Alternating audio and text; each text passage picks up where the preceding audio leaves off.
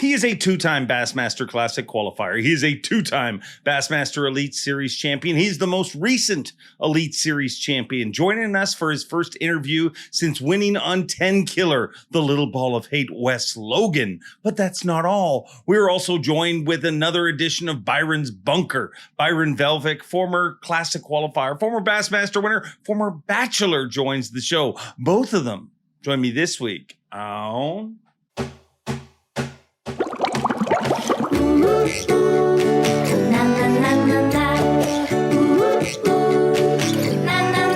I'm Bob Cobb from the Bassmaster. Welcome to Mercer. Welcome one, welcome all, friends, family, freeloaders, fishing freaks, and of course you, my humpers. Happy hump day to all of you, and welcome into the Awkwardly Honest Fishing Podcast that goes by my last name, which is Mercer. This is the 217th edition of the Mercer Podcast, and I hope wherever you're watching or listening from that life is treating you well. I just got back a little while ago from Oklahoma. Tenkiller, the seventh stop of the Bassmaster Elite Series. A phenomenal week, but a challenging week weather-wise. I didn't think it was ever possible. You guys know I hate snow.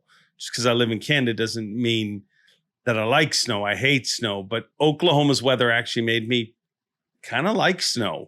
That's how aggressive it was. I mean, it was either ridiculously hot or there was a ridiculous storm coming. I mean, it felt like there was tornado warnings every single day. So a special shout out to all of our anglers, to all of the Bassmaster live camera folks that stood out there and battled it out. Kudos to all of you and thank you, because I think what we ended up with was a very, very cool event. People caught them in a lot of different ways. There was, the only thing that remained consistent about the tournament right up until the very end is Andrew Loberg, California rookie, great dude, led that wire to wire until the very end. Wes Logan won it by an ounce. But Andrew Loberg, somebody to keep your eyes on. I think a lot of people got to see him for the first time. And trust me, that will not be the last time you see him. An incredible talent. He's a member of the Surge squad who have already won 2 elites already this year in their rookie season. I mean, that is an incredible house. Paul Marks, Emil Wagner, Tucker Smith, and Andrew Loberg. I mean, all of them making a big impact on the Bassmaster Elite Series. So I want to thank everybody who came out and said hello. We had great crowds. So many cool things. I mean, the Angler of the Year race tightened way up. I think the top 3, Jay Shakura, Chris Johnson, and Trey McKinney, all within 12 points of each other with 2 events left to go. So that's what you want. It is going to be a fun Angler of the Year race as it all comes down to the wire. Trey McKinney has made his 5th top 10 of 2025. I mean, I haven't checked the numbers, but I believe nobody's made more top 10s in the last 2 years than Trey McKinney, and he's 20 years old. So unbelievable. Lots of unbelievable things happening. Here's one of the most unbelievable things that really, I didn't even know what to say. This is a special Olympic medal. And my buddy, Jade, Hank Cherry's buddy, many of you know him from the Hank Cherry Classic win. Jade was in the crowd and Hank went and hugged him and all sorts of stuff. But Jade's become special to a bunch of us on the Elite Series. Let's fix that through the magic of focus. There you go. Lickety split, Barbara Trick. Jay's become special to a bunch of us and proven how special he is. He took the time out of his day to be at the event. And he comes to a lot of events, but brought 5 of these. I was lucky enough to get one from him. Hank Cherry, of course, got one. Gussie, Randy Howell, Matt Robertson. We all got this awesome gift. And Jade, I cannot thank you enough for it. That is what makes Bassmaster what it is. The amazing fans and the amazing people that truly remind you that you got the coolest job on earth. So Jada will find a spot to hang this on the set behind us, and we will we'll have that displayed always. Means the world to me. As I said, an incredible event. We got a great show. Wes Logan, the little ball of hate. I mean, such a driven, focused angler. I call him the little ball of hate, just not because he's hateful, but because when you watch him weigh in, he is like intently staring at that scale, wanting the number to be the right number. He hates to lose. He's got incredible passion, and I thank him for making sure that this was the first podcast that he did after he took the W, his second W. So we have a great conversation. It goes in a lot of directions. He opens up about a lot. So whether you love to fish, tournaments, you're just a fun angler, or you've never fished before, trust me, listen to this podcast. You're going to learn some stuff from it. So we kick things off with a little ball of hate, Wes Logan, but after that, we're not done. Don't go anywhere. Our second Byron's Bunker, for those of you who don't know, Byron Velvick, former Bassmaster winner, former Classic Qualifier, former Bachelor, joins the show once a month and tells us a story and then brings us around Byron's Bunker. So it's going to be a fun show. I thank you all for your support. Make sure to like, comment, subscribe. Do all those things to help keep the grow going. Oh, another thing. Average Ontario Anglers did their podcast. It's a fun one. I'll try to put a link down below, so make sure you check that out.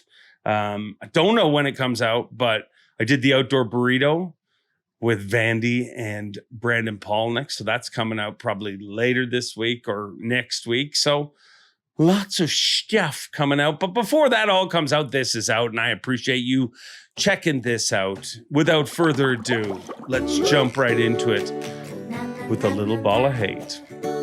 Wes Logan, you are a two-time Bassmaster Elite Series champion. It's got a good ring to it. I like it. I like it. I don't know that I would have ever thought I'd hear you say that, but here we are. I don't think it's shot. I mean, I think that just means you're not a jackass. Like there's other people who've been like, about time. Some people would definitely argue that statement. I don't know. I hope that that people would think that I'm not, or that they would think that I am very humble. I may be a jackass, but I try to be as humble as I can be. Yeah. Do you look at an ounce differently all of a sudden? Do I what? Look at 1 ounce differently all of a sudden. Like, dude, I still think I'm going to wake up. Like, it still has not set in yet. I'm being honest with you, because like, I didn't think I won. Like, I thought I made a good run at it, made some good TV, like made it good to watch, but like it just didn't feel real. Like, I don't know. Like, now when I was out there fishing, like as the tournament was going on, like every day I would catch one or two. Like, that probably normally doesn't happen. Like, just catch one when I needed to. Like, you're in that mindset. You're like, man, I need a 4-pounder. And 20 minutes later, I flip in a tree and catch a 4-pounder. It really got real. And obviously I've won the Elite, and I've won I've won 3 BFLs, just, some bigger stuff. And like, you get that feeling like, yeah, like you're fishing, like I try not to, like I caught that big one in that mat, that 5-pounder, I boat flipped it, put it in the boat, and I stand up and I just get back to fishing, and everything calms down real quick. And I'm like fishing, and I'm coming around this pocket, and in my head I'm going, dude, you got like, it's 9:45 and you've got 14.5 pounds. Like, I kept telling myself if I could get to 17, I'd have a chance. And I'm like, I started getting like this weird feeling in my stomach. I'm like, man, I might win, blah, blah, blah, blah. And I'm like, I was fighting myself all day. I'm like, dude, don't get in that like lackadaisical mindset, because the job's not even close to being over. Like, you still got this big mountain to get up. You've got a good start and everything's rolling, but stay focused. Like, do the task at hand, because the one time you let your focus slip, like it's going to be gone. So yeah, that's kind of like how that deal kind of played out. Like, I had that feeling like everything was going right, but I still had to do my job. I couldn't let my emotions and my mindset like take over what I needed to do, if that makes sense. Yeah.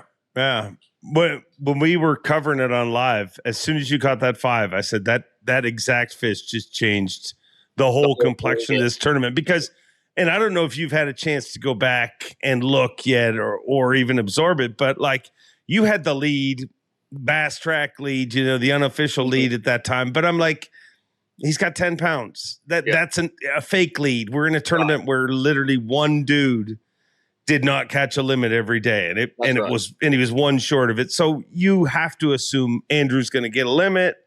But when you caught that 5, I'm like that fish, whether he wins it or not, all of a sudden this entire tournament has changed. Did it feel like that to you? Like, were you like so I knew I told everybody, or the few people I talked to, and not tournament guys, I told my dad and one of my good buddies and Riley, I said, and that's what, like, if I can get to 17, because that will make him have to catch 12 or like a high, because I knew 10 was easy. I'm not going to say easy, none of it easy, but 10 was attainable if you got some bites, like high ones, 2 1/4, like that's what you were going to catch if you got bit. I knew that 12 was a whole different benchmark. Like you had to get a good bite. You had to put it in the boat, or you had to catch 5 2 1/2, which was not quite as easy. I mean, 12 pounds made the cut, or 12 1/4, I think. Yeah. So it obviously wasn't as easy for half the field. I just knew it would give me a chance. Like it would make him have to catch them one more day, which he had caught them 3 days. Like, and dude, he caught them great. Like he had 2 of the biggest bags of the tournament, obviously. And like I knew he was going to catch them, but there was a weird feeling in me that whole last day. But when I caught that big one, I told everybody, I was like, I need to catch 2. Like if I catch 2 over 4, and one of them's closer to 5, like it's a legit chance. Because I was getting in the afternoon, I was getting a couple 3-pound bites every day. And I caught that one, and I was like, man, it's not even close to lunchtime yet. I just went down my best stretch the first time and caught a 5-pounder. Like I've got a lot of time left. But it like I said, it gave me that feeling, but like it'd be cool if there was some audio when I caught it. Cause like I boat flip it and I'm like fired up for, literally you could ask like everybody with me, maybe 10 seconds. Like I scream real loud. Like I literally thought it was a 3.5 pounder when I boat flipped it. Like I can't, like I saw it come out of the mat, like with its mouth closed when it just popped out, like out of all that junk, and it hits the water and like it's down there deep. And I didn't realize like how deep it was when I went to swing it. It's like 3 foot down in the water. Like it comes up, and as it comes over the gunnel, I still think it's like at the most a 4, and it hits the deck of the boat. And when it lands in the bottom, it just lays there for a second. And I was like, oh God, that's like a real big one. And it like fired me up for like just a second. And then I was like straight back to business, like calm down. Like the it's not over yet. But I looked at everybody out there. I was like, I just made up the difference right there. Like just that quick, like one bite.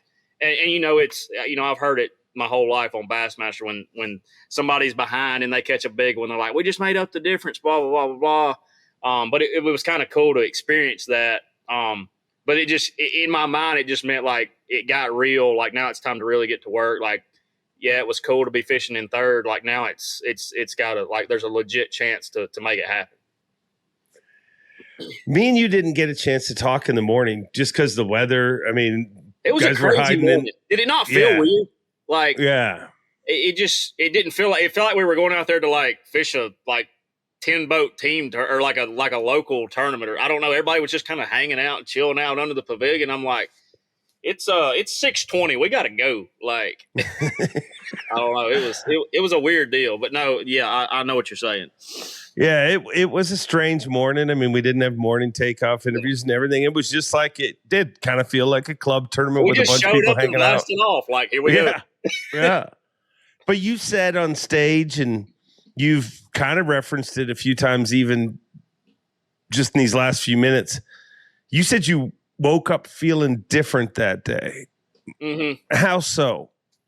A calmness. And I don't, like, I'm probably the furthest thing from being calm most of the time. Like, I'm normally like I don't even want to say, like I'm just always like wound up. Like I want it to happen like real fast. I want to catch them quick. I want to do this. I want to do that. I want to be here. I want to be there. But I don't know. I just like like I said on stage, I didn't even think about fishing the night before. Like I obviously I rigged my rods before during weigh-in because we had to go out there for the top 10. So, I literally had just had 3 rods to re-rig. I got that done, and I just kind of hung out. Like I didn't think about where I was going to go, what I was going to do. I was like, I'll just think about it when I wake up. And I woke up, and it was like, I'm going to go here. I'm going to go here. I'm going to fish. I'm going to leave from there. I'm going to go up there, and that's what I'm going to do. That's whatever it's going to be. That's where it's going to happen. I'm either going to lose it or something cool is going to happen. But there was just never any doubt in my mind. And I don't know if that's how the really good dudes feel all the time. Because normally I doubt myself like every other decision. I woke up and I wasn't nervous. Like I'm not going to say I don't get nervous. Like if you don't get nervous, you don't care or get emotional, like stuff like that. Obviously, there was no, that's the best way to put it. There was no like worry. Like I knew what I was going to go do. I knew where I wanted to go and what I wanted to do. And I was just going to let it be what it was going to be. Have you ever had that feeling before? No. Never. Probably at some point in my life doing something. But not in a tournament, not even close. And truthfully, man, everybody, like, I think the consensus would be, well, you probably didn't think you had a chance to win because you were 5.5 down. And it really wasn't that. Like, I think I thought I could win was why I felt that way. Like, I don't know. I just had a calmness, confidence, like the way I'm fishing, where I'm fishing, like I know what lives there. And I know I felt like, and this is not a knock to any guys, to any anglers, that the way I was fishing, to what I was doing, like I couldn't be beat. Like I knew what I was looking for. I knew how to present the bait. I knew how they were setting up. And I don't know. I just felt like I had a little bit something figured out better than everybody else. Because I was fishing around a lot of people, like really good anglers.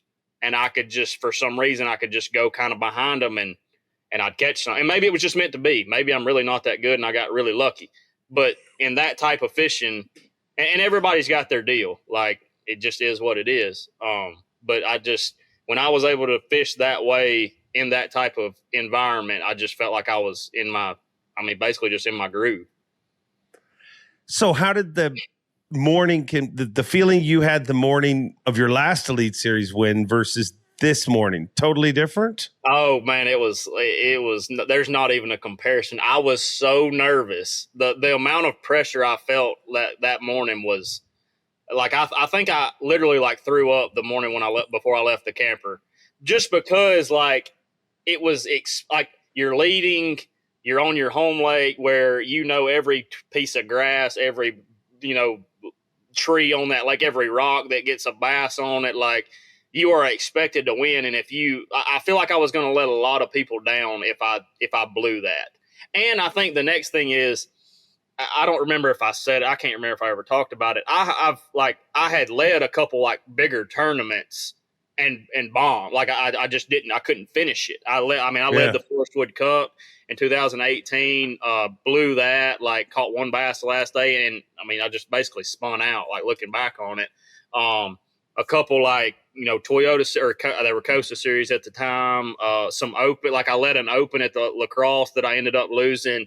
And I think that was like weighing on my mind really bad. Like I was just like, I can't screw this up again, especially here when I know like everything to do in the right place at the right time, stuff like that. But yeah, it was a completely different feeling. I don't know. Like the only way to describe it, it was a calmness, and maybe it was just the good Lord, like just me trusting him and knowing whatever's going to happen. And that's one thing I do want to say. Like, I haven't really talked about it to anybody, not even Riley. Like all day I kept telling myself, if it's meant to be, it's going to happen. Like you can't make it happen, and you're not going to keep it from happening. Like whatever you try and do to screw it up, it's going to replace, like you're going to be able to make up for it. And I guess that's where the calmness came from. Like if I was supposed to win, something was going to happen for me to win. Just keep listening to your gut, keep making good decisions, pay attention to everything going on around you. And when you get this feeling, go act on it. I don't know. I feel like I've been fighting that a lot this year. Like fighting that when I get a feeling, like because it wasn't comfortable. Does that make sense? Yeah. So perfect example is the marina I started in all 3 days was down the lake. Like it was like one of the bigger marinas on the lake, and I had it all to myself all 3 days. There was nobody really in there messing with me. I got to fish real slow, but I knew and I had caught 12 pounds in there the second day. But that day 3, I got in there and everything was perfect. Like the weather was good, and I caught a limit, but it didn't happen. Like it didn't feel right. And like normally, I feel like old Wes would have been like, hey, I know there's fish down there. I knew I could catch a couple bass in that marina. Let me just go down there and, get a couple bites and calm down. Well, I decided to go to a whole completely different marina. I hadn't fished since the first day of practice because, number one, it was closer to the area I wanted to flip. And number two, the 2 bites I had in there were basically 3-pounders.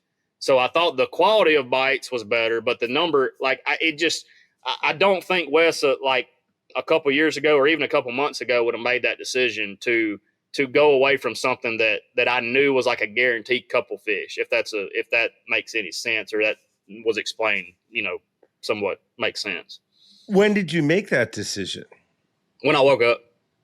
And really not even when I woke up. I woke up and I do the same routine. I wake up, I start my coffee, I cook me some bacon and eggs, and I'll sit there. I'll get up a little bit earlier than 30 minutes before I have to leave, just to kind of get everything, situated. I don't like being rushed. Like I don't like being in a rush. I like being able to take my time. Like 30 minutes of sleep's not going to help me be less tired. So I'll get up and get everything situated and just calm down and, just think about the day and stuff. And I was just sitting there eating, and I was like, I called it the merry-go-round marina, because there was so many people in there. Every time I'd run by there, there'd be like boats in there, and I'm like, it's like a merry-go, because it's kind of in a bowl too. And so like everybody just goes in a circle as they're fishing it. I was like, I'm gonna go to the merry-go-round marina and see what happens. And it truthfully, I didn't roll up in there and they started biting. Like I started second guessing myself. Like it was raining so hard when we took off. And I got there, the lights were still on in the marina because it was like they thought however the solar deal works, it thinks it's dark. Yeah.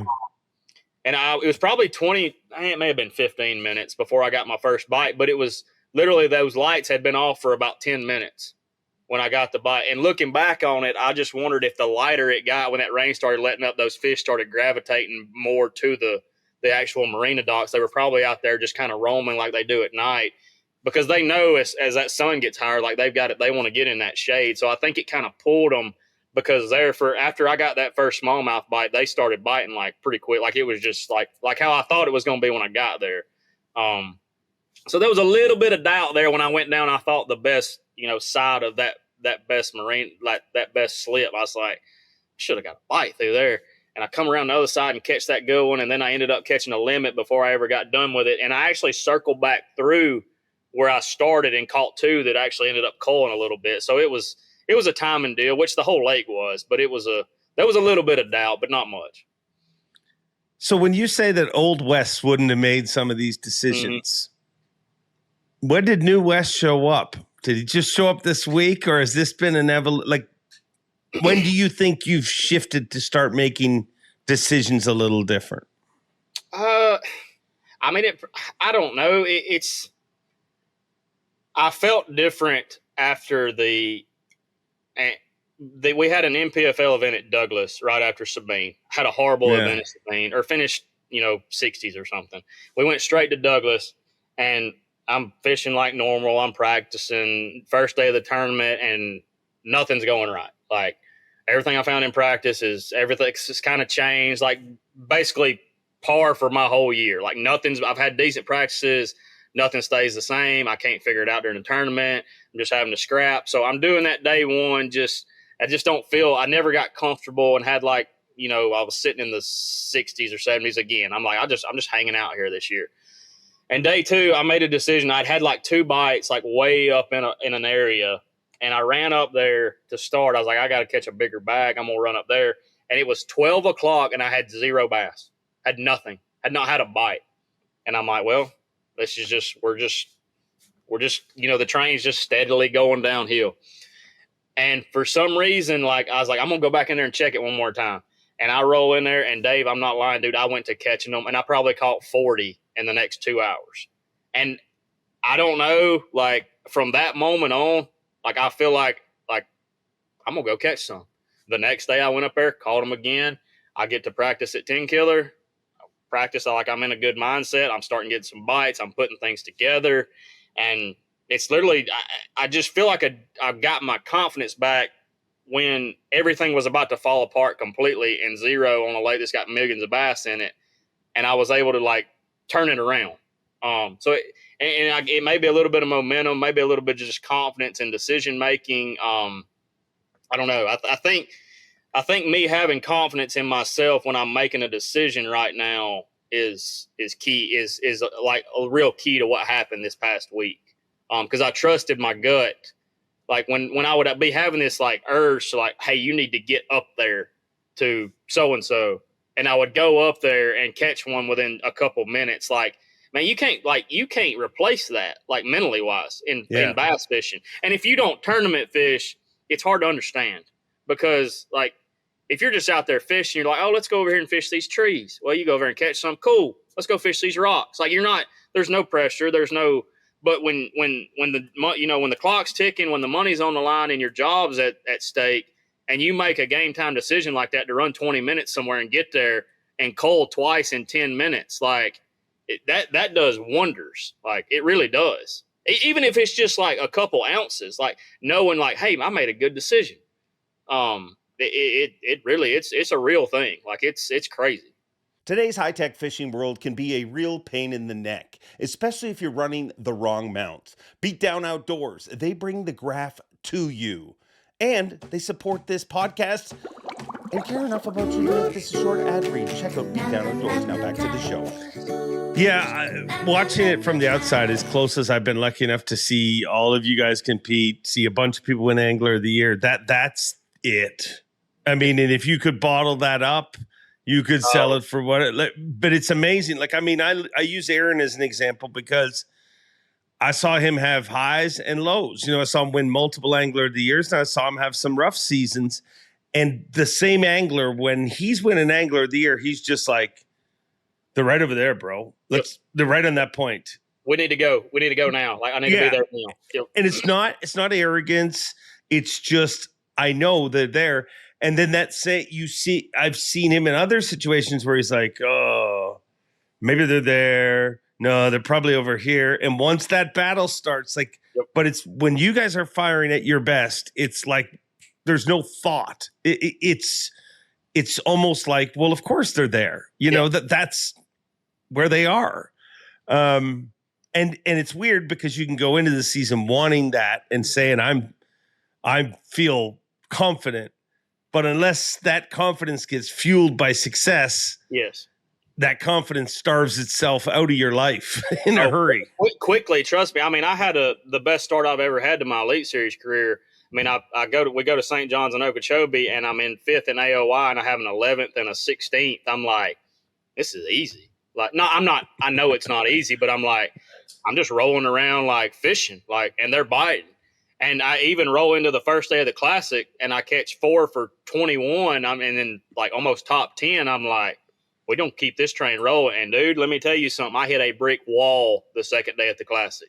Like I felt the wheels literally come off, go in the ditch, run up, go through somebody's house, like blow everything up. The car blew up. I barely limped away. I don't know what happened. And from that point on, like it hasn't been good. I'm not gonna lie. Like I mean, you can tell by my finishes and me being on stage, like I just could not get it together. And a lot of that is like just bad luck too. Like you finally get the right bite and it comes off, or you break off, something bad happens. But that's gonna happen. It happens to everybody. You can't let that affect you. It just seemed to happen at a really bad time the last few tournaments. Like when I needed it not to, obviously. But I don't know. I hope we've turned it around. I feel a lot better, obviously, with myself mentally. I don't know. It was either way. However, the rest of the season works out. If I make the Classic or if I don't, the way this tournament went down, I'm very proud of myself of how I fished and how I handled the whole week, which is saying something for me to be proud of myself because I'm definitely my toughest critic. You are. I mean, that's where Little Ball of Hate comes from because you hate Like, I mean, and you never, I've told the story a bunch of times, but I feel like me and you, I never walked up to you and said, how'd you like to be the little ball of hate? I just started calling you that because I watch you, like, you weigh your fishing and you're just like, when you don't catch them, you hate it. And weirdly, I think in fishing, it's kind of messed up that, and I know you've had people say this to you. You just get up there and smile and be thankful to be there. Boy. And I don't think you disrespect the position you're in. No. I just feel like having the drive, like in any other sport, you take a pitcher that is just so obsessed with being the best, that's celebrated. But weirdly enough, in fishing, you're supposed to take a whooping and smile and just be like, I'm just happy to be here, which no, you can't. Some guys it's not who you are. Yeah, no, it's not. I wasn't raised that way. Now I was raised to be very appreciative, which I am, of the position I have, but I also feel like that I've been put in this situation for a reason. I've been given this opportunity for a reason, and I want to be able to, perform the best that I can to allow myself to be. I'm trying to figure out how to say this. I feel like I need to perform the best I can to have the opportunity to promote the reason I'm here, if that kind of makes sense. Like, there's a reason I've been put in this situation to be a professional bass angler. There's a reason I went through that boat wreck at Champlain. There's a reason that I've lost so many times and not won. Like, it makes me want to be able to do well, because when you do well, you get promoted more. It's just plain and simple how the game works. Like, it is what, if you're not catching them, nobody know who you are. You're not able to promote your sponsors, yourself, like none of that. So that's where the pressure on myself comes from. And for people to be able to, like, look at me and be like, man, look how that guy made it. Look what he went through, and he's still there competing. Like, he could have just laid over, he could have rolled over, he could have laid down and gave up. Like, and it goes way past fishing. Like, that's just why I get so upset. I'm like, and I tell you, I've said this 100 times. I don't go out there for me. Like, I want to catch them for myself, but I'm out there for everybody who supports me, family, sponsors, friends, like everybody. Like, that's why I go out there. I'm not trying to be cliche. I'm not trying to be that guy. I'm just being completely honest. Like, I mean, it just is what it is. You mentioned it on stage. Are you willing to tell me about what happened in Bill Owen's boat in Hartwell?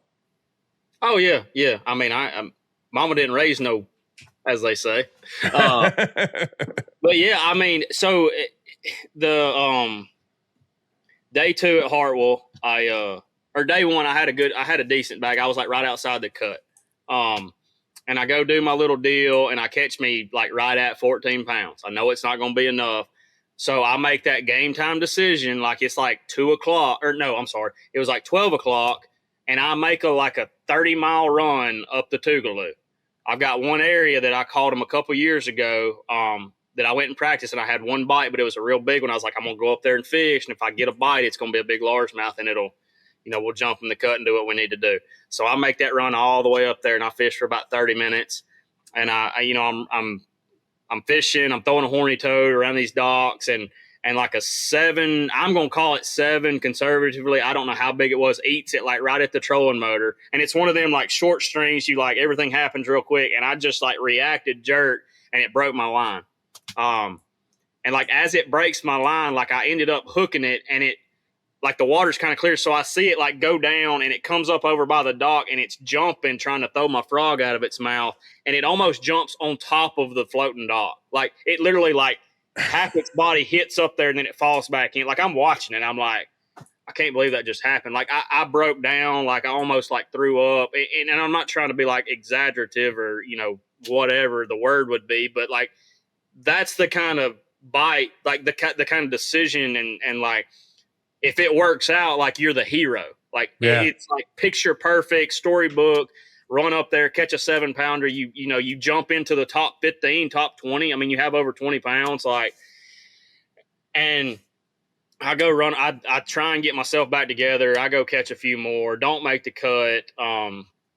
And like, as of all the fish I had lost up to that point, that really would have made a big difference in the standings. Like I'm just sitting there in my boat, like in the campground, and I'm just sitting there like looking at the ground, and I don't know, for some reason I just like tears just start rolling down my face, and I'm like, I don't know. I'm looking around, and Riley's in the camper, and I don't want to go bother her, and Bill's over there rigging for day 3, and I go over there, and I got my glasses on, and I go over and I lean up against the boat. He's like, "What's up, bud?" And I just don't say nothing. Like I can't talk, and like he's like, "You okay?" And I like just pull my glasses off, and it's just rolling, and he's just sitting there. He's like, "Dude, I get it. Like I've been there." He's like, there's nobody that can understand it but us guys that go through this every day. Like nobody that they can, like, your family can experience, like be there, but there's nobody, there's no team. There's no, I can't blame it on the catcher. I can't blame it on the running back fumbling the football. Like it's you, dude. Like there ain't nobody, you're making the decisions. You're making the play calls. You're tying your knots. Like, and you just feel like you're just not good enough. Like I really felt that way. I told him, I said, I really think I'm going to quit. I don't feel like I need to be here. Like for some reason, it's just nothing's working out. Like nothing's going the right way. Something's telling me maybe I just need to go do something else. And that's hard to live with, dude. Like, cause I don't have a backup plan. Like, and I would say 90% of the guys out here don't. Like, yeah, I went and got a heating and air degree at a junior college. I could go work, but I mean, who wants to? And there's nothing wrong. There's great money in that, but like, people don't love working heating and air. People don't love swinging a hammer. They do it to support their family. I love bass fishing, and the fact that I get to support my family doing it is, I'll never take that for granted. But when you're also in that, having those moments where it's just not happening, you get that self-doubt, and I was completely submerged in it, like bad. He kind of talked me off the ledge and calmed me down a little bit, like just like Bill does, just calm, positive, all that good stuff. And I really appreciate him for that. But, we all sat down like later that night and Riley, we like had dinner and everybody got calmed down. Like, we're not going to quit, blah, blah, blah, blah. But yeah, it was probably one of the lower points or lower, moments in my fishing career, maybe in my 30 years on this earth, to be honest. And Bill had kind of it looks like I like to cry too, because every time I feel like we're doing something, like I got tears coming out, but it's really not like it takes something, but it's just like a passion thing. It kind of goes back to the ball of hate deal, but yeah. I agree with you that nobody understands what it's like except for people that deal with it. I mean, the constant pressure and I have as close a view of it as you can possibly have without being in it. And I try to explain to people, I'm like, it's not the pressure of I want to win this week. It's the constant pressure that never stops. Like you guys have a career that, and I think I learned that in life in general. Like you feel like you can get to a point where you'll be happily ever after. You get to a point where this is done. But in life and in pro fishing, there's no such thing. Like you got to work on the second you stop working on it. I mean, you have 2 Elite Series titles now. If you show up to the last 2 events of the year and you don't perform, nobody's going to be like, well, I won this year. Like you're going to, the pressure never stops. I think that's why the Classic's so unique, because I feel like people go into it and they're almost free because, hey, I can fish now. And the pressure builds if you're in contention, right. But you don't have that pressure of you got to catch them every single day on the Elites, or you're simply not on the Elites anymore.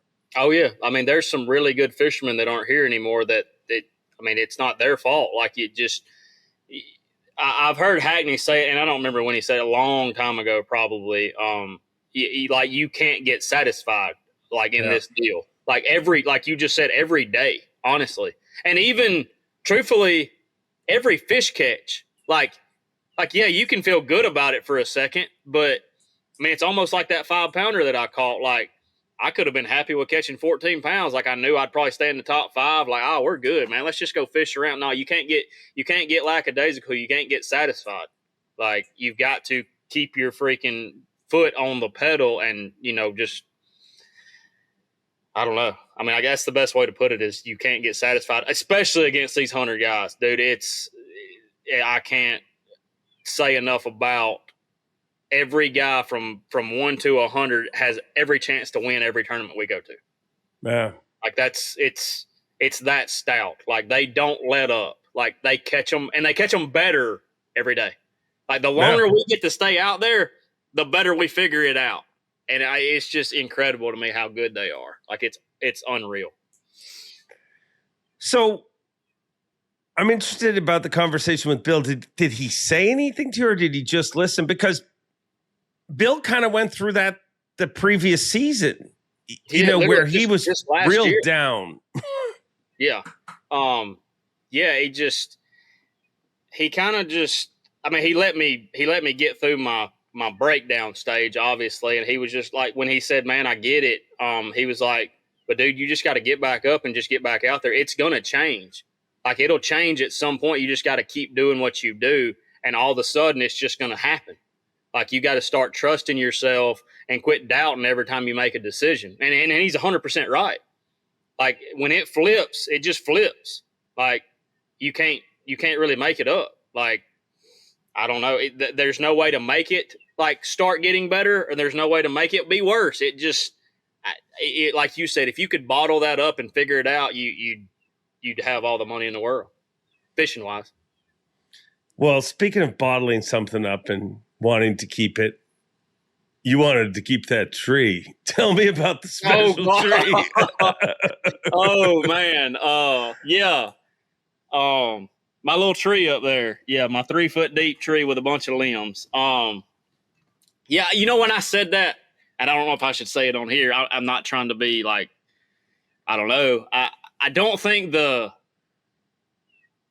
surrounding area would like for me to take the tree out of the lake, probably. You know what I'm saying? No, like, I got you. That's coming out of my mouth on stage, I said, oh, shit. I probably didn't need to say that. I'm going to go take a tree out of the lake. Because, I mean, obviously, I hope a lot of people knew I was joking. I would never go take a tree out of a lake. That's none of my business. I would have liked to have had a piece of the limb of it, though. That would be pretty cool. But, it was definitely a special tree. I don't know what else to say about it. My camera guy, Mr. Tom, every time I'd go to it and I'd catch one, I'd go to Cole, he'd just look at me and shake his head. He's like, I just can't believe there's that many there. I was like, I don't know. Good Lord just keeps sending a 3-pounder of that stretch, that bunch of limbs right there for some reason. What was different about it? I mean, I've been asked that like 30 times in the past couple of days. I have no clue. There was nothing. It wasn't on a point. It wasn't in a pocket. It wasn't the only tree there. Like, it would make sense if it was like all bushes and there's a big laydown out there. Like, no, there's a laydown here. There's a laydown right over there. There's like 2 or 3 down through here. And even the ones like around it looked better to me because they were like further off the bank. They were more isolated. And man, when I found that stretch, I literally had 2 bites on it. Like, one of them was a 5-pounder and one of them was a 2-pounder. I caught a 2-pounder out of that tree, and I shook a 5-pounder off because I pitched over to the bush and it rolled on it. So I was able to see it. So I shook it off. That's the only 2 bites I got. And I rolled up there the first afternoon of the day one, and it was lights out, like just bam, bam, bam, real quick. I was like, golly, this is pretty good. But yeah, the tree is, and I've told this a lot, or said this to a lot of people. In practice, you don't realize how good an area is most of the time. Yeah. Because you get, or the way I practice, I go through a place, and if I start on a stretch that I think looks really good, like all the way down it, and I fish 50 yards of it, get 2 bites, I'm out. Like, I'll break it down in the tournament. Like, I'll pick it apart. And that's kind of what happened there a little bit. But so the first day I went up there, I run up there with like 2 hours left. I catch like 3 3-pounders, like pretty quick. And so I had, an hour and 10 minutes to do, like, just mess around. So I ran some other stuff that looked good, and caught a few little ones. And as I was coming back, I was like, I'm going to swing back over and fish that, that little stretch. I got the 2 good bites in because it was kind of a short deal. I had enough time to do it. and I cull again on the same flip. I was like light bulb went off. I was like, they're using the same they want to use the same piece of cover for some reason. And the only reason I had that feeling is Neely Henry sets up just like that. You can have a stretch that just looks amazing, and they'll be in 4 places if you're going to get a bite. And it just like when that went off, and then day 2 I did it again on other pieces of cover. I'm like, they just want to be on certain places, and I have no idea why. Like maybe the current hit it different because they were pulling water out of the dam, obviously, and there was a little bit of current in the whole system just because there was so much water coming in, going out, stuff like that. That's the only thing I can think. There may have been a brim bed in the area. I never really saw any brim around, but it would make sense that they were still like going to that deal. I don't know. I would love to know how many bass got caught in that little section of that lake. Like between me, Andrew, Jordan Lee, the Johnston brothers, there was a few other guys fishing it. Like I just don't understand how there was that many bass there. Never will. Have no idea. Another cool thing that happened in this tournament, and I even had a hard time saying it on stage. If you go back and watch the weigh, and my voice actually cracks up, but you won your first one on Mother's Day. Yeah. Yeah. And you won your second one on Father's Day. Like, that's wild. You can't make that up. You can't, the parallels with that, or that's the way Riley said it, which it made sense to me. The parallels that happen with this tournament are, I mean, it's hard to deny that it wasn't meant to be. As far as that goes, like with the, Father's Day, Mother's Day, I talked to Dad the night before practice starts. He was like, he was just messing with me. He's like, it's Father's Day coming up, and you gave your mom a Mother's Day present a couple years ago, and I kind of want a Father's Day trophy. I was like, probably not gonna happen, boss, but I'll get you something nice. I'll get you a pair of tennis shoes or something. Like I'll get you something. Well, then I called him good the first day, and he's like, I still want my trophy. Yeah, haha, whatever. Called him good the second day. Whatever. And then day 3, I moved up to third, and he was like, I tell you what, son, if you don't keep that trophy for me for Father's Day, just don't come home. I was like, yes, sir. Sure enough. He said the same thing to me the first BFL I ever fished by myself at Neely. He said, if you don't win, don't come home. I was like, yes, sir. I'll do it. So no added pressure, but I don't know how, like, the odds of that happening can't be very high. Like, no. I mean, the odds that we have tournaments scheduled on those holidays is not high to begin with. And then to win both of them is just, I don't even know. Like, I mean, what do you think? Like, well, what did you feel about that? Like, how is that? Like, that's why I had a hard time saying it. Like, my voice legit crack. And I mean, I know your parents. I know how supportive everybody around you is. You got a great family, and I don't know. I mean, it's just what it was wild. Like, to me, I mean, somebody was going to win. That's right. And they were going to have a father, most likely, whoever won. Yeah, absolutely. But to have you to win 2, and one on Mother's Day, one on Father's Day, I mean, maybe it's just a coincidence. I don't know, but it's a pretty freaking cool coincidence. Yeah, and like the fact that there are some incredible anglers out there, like fishermen that are way better than me, like that will always be better than me, that have not hardly won one or only won a single blue trophy. And the fact that I've won 2 now, and they've both been on a Mother's Day and a Father's Day, like it's, I don't know, I get chill bumps thinking about it. There's also another parallel in this deal too. Like, I mean, I don't know if it's a known thing. Me and Bill have become real close. Like he's one of my really good friends. I look up to him because, I mean, I've looked up to him my whole career. Like, I mean, Bill Owen flips a jig and throws a spinnerbait and swims a jig. Like, what does Wes Logan do? So, I mean, a lot of the stuff that I know how to fish, I learned from, like, watching him. And so, like, to be able to share stuff with him is just, like, I could never, pay him back for what he's done for me. And a lot of it he doesn't even realize. Like, he didn't even tell me. Or, like, I'll just watch his mannerism or stuff out. He, like, how he does a skirt on a jig, or how he puts his chunk on, like how he puts these different spinnerbait blades on. Like, I just watch and I'm like, that's like so above my mental capacity. Like, so the weird thing is, his first elite was in 21. My first elite was in 21. His second was this year, and my second was this year. Oh, wow. Yeah. So it's I don't know, dude. You can't explain it. Like, and you I don't want to ask why or how, because it's just cool to be living it, man. Like, it is. Yeah, it's wild. And even the way you won. I mean, to be honest, and I hope you don't take this wrong, but if you had been playing the role of Andrew Loberg, that is a Wes Logan way to do it. To lead wire to wire, and then because he won this tournament. If you took it in 3 days of weighing. Oh yeah, you caught him at the finish line. Every sport has a finish line, and you caught him. But I don't mean this in a bad way, but that's the kind of stuff that happens to you, dude. I'm with you. I'm with you. But before we go any further, like, really want to give a shout out to him, dude. He fished a perfect tournament.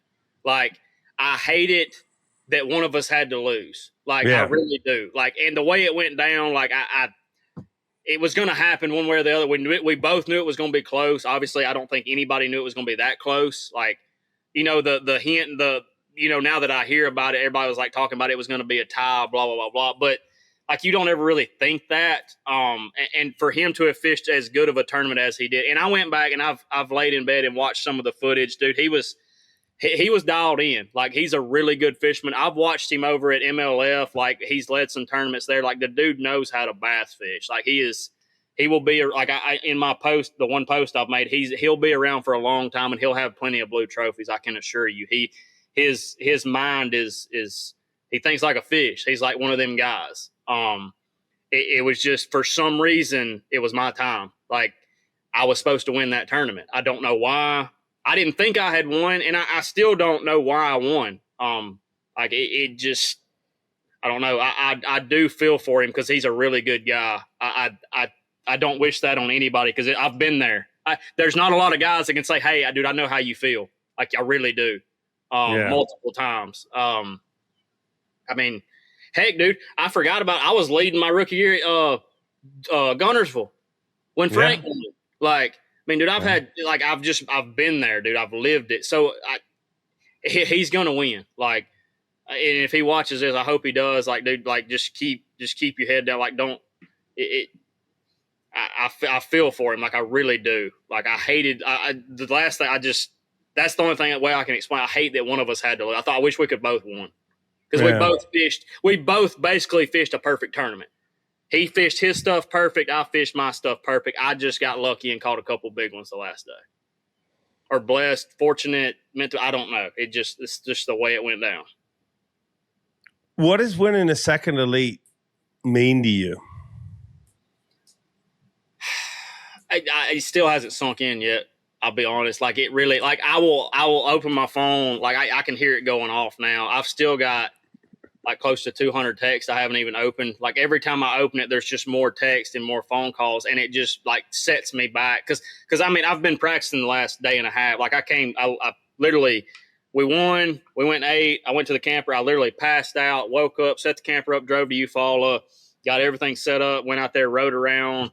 And then today I spent all day out there practicing for this next event. And I really haven't had a chance to like let it soak in and think about it. It doesn't seem real, because I know how hard it is to win 2.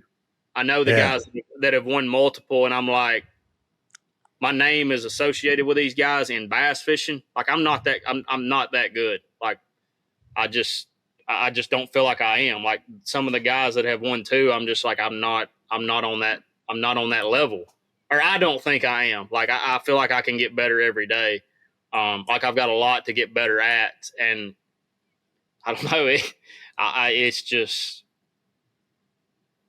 like, if I if I could tell that little kid that was flipping a jig behind his dad with a Zebco 33 on a flipping stick, that you're going to be a 2-time Elite Series champ, dude. I don't even know I don't even know what to say, dude. Like, and to win it that way, like to win it flipping, not just flipping, but flipping literally a jig with a zoom chunk on it, that's all we throw. That's all I've thrown my whole life. I throw a big salty and a super chunk. We call it a rabbit ear because it looks like rabbit ears coming through the water. When me and Dad fish, he throws one, I throw the other.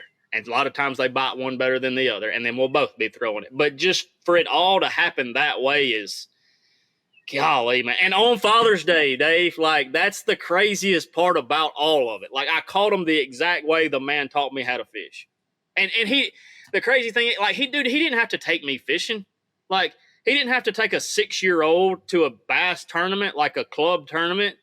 And mind you, in this club, it was called Trustful Bass Anglers. I'll just name a few. Randall Tharp, Russ Lane, Scott Canterbury. There's a couple more. But, like, just those three off the top of my head. I mean, dude, like, Matt Herron, like, just the dudes, like, Colby Carden, who's fished 3 or 4 classics. Oh, Colby's a beast. Yeah. Like, you know, like, it was a club like that. Like, there was dudes in there. Like, they weren't then, but they were, you know, they were kind of like making their way there. And for him to take me to stuff like that, and dude, I can remember, like, I don't know how I can remember because I don't hardly remember anything, but I can remember seeing those guys like weighing in all these big fish, and I'm like, golly, dude, how do they do that? And then we happened to win one of the tournaments when I was like 6 or 7, and I'm like, I just beat some freaking hammers. Like, I didn't know they were obviously hammers then, but, like, I was like, these guys are like the best in the world to me. But man, I can remember. There's always one memory that burns in my head. I was young, you know, I don't know, 7, 8, 9, and it was cold. We were at Lake Mitchell, which is on the lower end of the Coosa, and I would fall asleep in the bottom of the boat because I was so cold. And I remember I woke up, I grabbed my rod, he gave me a Zebco 33 on an all-star flipping stick with 25-pound, I think it was Stren monofilament clear blue fluorescent then. Like, I couldn't throw it from here to the freaking bluff bank over there. And I remember I stood up with my life jacket. I can remember it vividly. Pitched my jig over there, my brown jig. I catch a 4-pound spot. He nets it, goes to do the live well deal. And I said, this is way too easy. And I put my rod up and went back to sleep. Like, and he says, like, that's exactly how it happened. He tells the story exactly. Like, I literally caught it. I said, I'm going back to sleep. This is too easy. But I don't know, man. It's just a cool fishing memory that I got to share with him, and for it to all come full circle on Father's Day to win my second Elite, which is like just a whole different level of winning. To win it that way, I owe it all to him, really. Him and my uncle Kenny. Like, that's all we do. We flip a jig, man. Like, and we're either going to catch them or we ain't. And that's kind of the mindset I had when I realized how they were biting. I'm like, I'm either going to catch them or I ain't. I'm going to put it in my hand and not lay it down. Avco not only makes incredible outdoor clothing, but they care about anglers with their 10% pledge. Avco and the Shed family donate at least 10% of the company's profits to conservation and making fishing better. Now back to the show. Something you said a bunch of times was, I don't deserve this. What did you mean by that? Dude, like, I remember saying it, and I don't know why I said it. Like, I just have this, and I still feel that way. I have this overwhelming feeling like I shouldn't be a 2-time Elite Series champion. Like, I don't feel like I'm good enough. Like, and I'm not trying to be negative. Like, I come across people like, you're so negative. I'm like, I'm not negative. Like, it's just a realistic feeling. Like, I have to get better every day to be able to stay here and compete against these guys. Like, I don't know. I just, like, maybe it was because I didn't think I was going to win and I wasn't expecting it. And so I was like, man, I just don't deserve to win. But when I really think back on it, like, somebody had to win, somebody had to lose. And the way I fished that tournament last week, I feel like I did deserve to win because I made some really good decisions at the right time and executed. I mean, I lost one bass that hurt me all week, and I thought it really hurt me, to be honest. And it almost That was did. a fish on Sunday, right? Yeah, it was a second 5-pounder. Or it was a 4 to 5 pounder conservatively. Either way, like I really thought that was like okay, and it really upset me when it happened. And about a couple minutes later, I'm like, "Good Lord, didn't want me to catch it." Because I did everything right. Like, dude, I pitched over there, I hopped it, it hit it, and just sat there, and I cracked it. Like, I drilled it, and it come up and just watered, and it just like I saw like it was gone, and it just come off. I'm like 5 minutes later, I was like, "Wasn't nothing I can do about it. Let me catch the next one." Like the better part of my day is still to come. Catch the next ones that bite. But yeah, like I literally, I told Riley that night, I was like, I fished the most perfect tournament I've ever fished in my life. Like I practiced good. It wasn't the best practice. Like I didn't have that many bites. I just knew what was in the areas, and I just needed to like execute and stay and be where I needed to be at that time. And it just, everything worked out perfectly. So, I'm not going to say I didn't deserve it, but I just, in my heart, I felt like at that time, I was like, I don't know. I can't explain it. Another thing I can't explain. Like it just, I had that feeling.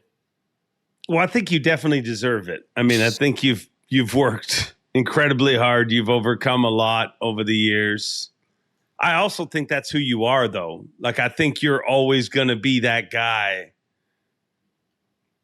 who feels like I think that's what drives you, being an underdog, being, and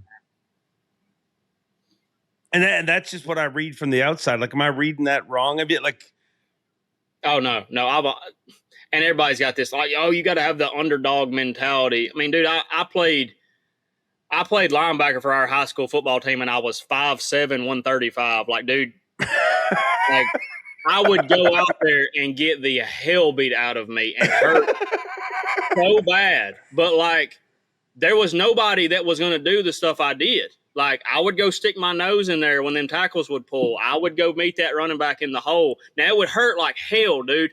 But I'd hurt him, like it would hurt him just as much as it hurt me. The difference was when them bigger dudes would hit somebody, it would hurt the guy they hit and it wouldn't hurt them. Well, it would hurt me just as bad.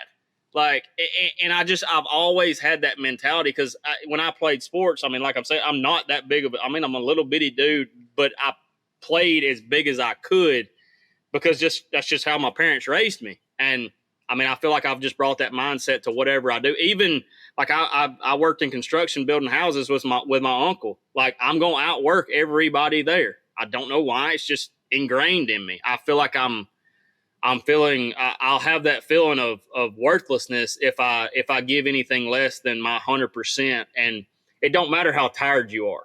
It don't matter if you're hurting. It don't matter if you had neck surgery back at the end of October. The damn season's about to start. Get out there and freaking do your job. Like, I mean, I think I didn't even remember when I was on stage that I've had neck surgery at the end of October. Like, literally. Don't even think about it no more. It hurts like hell. But I mean, okay, so everybody's got something. Ain't nobody gonna feel sorry for you. Like, I hate that mentality. Like, and I feel like it's coming more and more. Like in the whole, like just everywhere. Like everybody feels sorry for themselves. Everybody wants a handout. Like, you don't need a handout. Work your freaking butt off. It's not hard. It sucks. It's not fun, but it's life, dude. Like, yeah. So what you're saying is you were a little ball of hate long before you were the little ball of hate. Yeah, absolutely. Yeah. Some of my buddies back home, when they heard that, they were like, "Oh, that's perfect." Like, yeah. Why didn't we think of that? We just called you a mean jackass.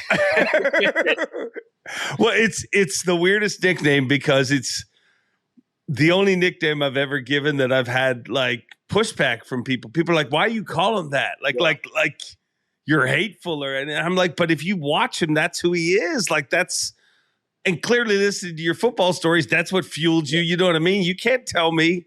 I hate the fact that you're telling me I can't do this. Yeah. And you've overcome a lot. Like you mentioned the surgery, dude. I mean, me and you kind of laughed about it in retrospect, but you know, the boat thing, surgery, and then you set the hook at like the first event of this year and dropped to your knees, and Dave Rush was in the boat with you, and Dave Rush told me, yeah, I didn't know if he was going to get up. literally, literally my first cast of this Elite Series, like I catch a 3-pounder on a jerk bait, and I belly it, and I get it up there, and I put it in I turn the live well on, and I turned around, and I don't know if a wave was different. It was real foggy that morning, so everything was wet, and dude, I slipped, and I literally like fell backwards, and I just laid there. I'm like, I don't know if I can move. Like both my arms went numb, which is how it felt with all the nerve deal, and I just lay there for a second. I was like, you've got to be kidding me. Like, if this ain't my luck.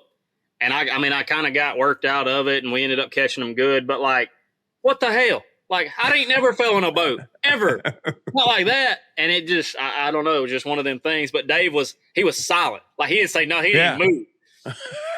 And I got to moving around. He's like, "You good?" I said, "I don't know. Don't nobody move. Just let me sit here for a minute." But everything ended up working out there. But yeah, I actually forgot all about that.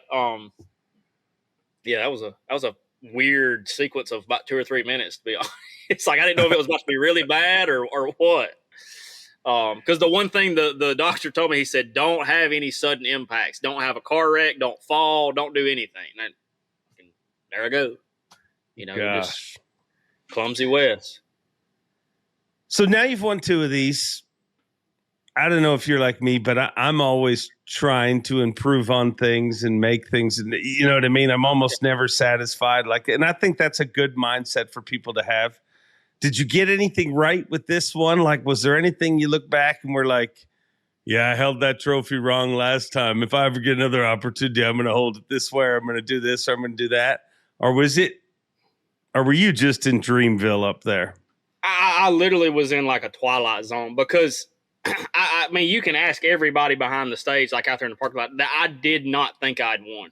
Like, I really didn't.